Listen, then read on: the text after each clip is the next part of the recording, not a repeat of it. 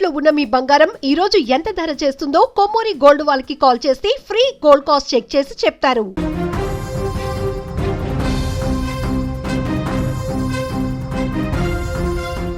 YCP MLA విరూపాక్షికి Aluru కోర్టులో చుక్కెదురైంది. TDP నాయకులపైన దాడికి సంబంధించిన కేసులో న్యాయస్థానం ఆయనకు 14 రోజుల జ్యుడిషియల్ రిమాండ్ విధించింది. విరూపాక్షితో పాటు మరో 15 మంది వైసీపీ కార్యకర్తలను కూడా రిమాండ్కు తరలించాలని కోర్టు ఆదేశించింది. గత కొంతకాలంగా కొనసాగుతున్న ఇసుక వివాదమే ఈ ఘటనకు ప్రధాన కారణమని తెలుస్తోంది. ఇక ఈ వివాద నేపథ్యంలో టీడీపీ నేతలపై దాడి జరిగిందంటూ పోలీసులకు ఫిర్యాదు అందింది.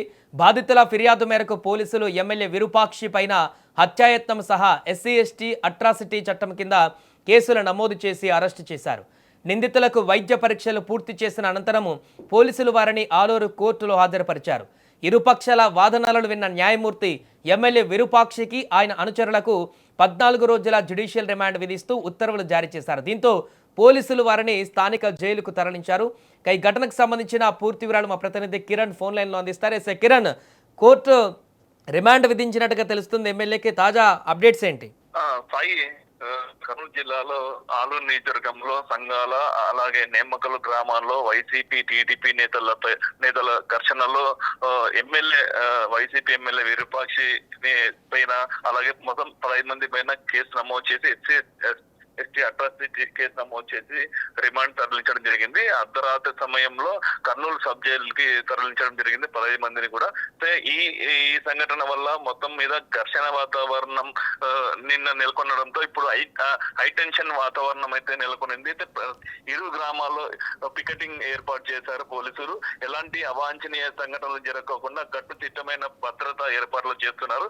వైసీపీ నేతలు మటుకు ఆరోపిస్తున్నారు, మహిళ ఎవరైతే దళిత మహిళను అవమానించారో ఎమ్మెల్యే, అందులో భాగంగానే SC/ST అట్రాసిటీ కేసు నమోదు చేశారు. అయితే అది ఎమ్మెల్యే ఎలాంటి మహిళల పైన కూడా అవమానించలేదు.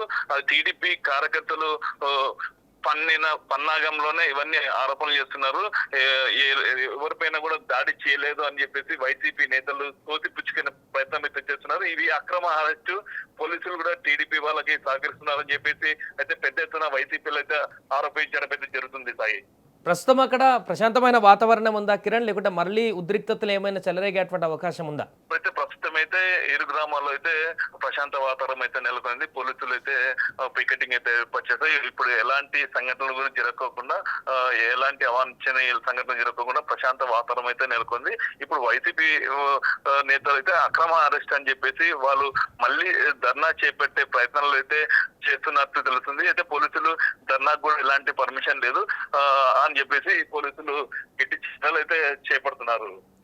Right, thank you Kiran. అది ప్రస్తుతం విరూపాక్షితో పాటుగా మరొక అక్కడ ఉన్నటువంటి నిన్న జరిగినటువంటి ఘటనలో పాల్గొన్నటువంటి వారికి కూడా ఇప్పుడు కోర్టు రిమాండ్ విధించినట్టుగా తెలుస్తుంది. ఈ ఘటనలో నిన్న విరూపాక్షి, అదేవిధంగా అటు టీడీపీ వైసీపీ మధ్య నెలకొన్నటువంటి వాగ్వాదం, ఉద్రిక్త పరిస్థితులు ఇవన్నీ కూడా విచారణ చేపట్టినటువంటి న్యాయస్థానం తాజాగా 14 రోజుల రిమాండ్ విరూపాక్షికి విధించినట్టుగా కనపడుతుంది. ప్రస్తుతం ఈ ఘటనతో అటు వైసీపీ మరొకసారి ఆందోళన బాట పట్టేందుకు కూడా సిద్ధమవుతున్నట్టు తెలుస్తుంది. దీంతో పోలీసులు కూడా భారీగా అక్కడ మోహరించినట్టుగా తెలుస్తోంది.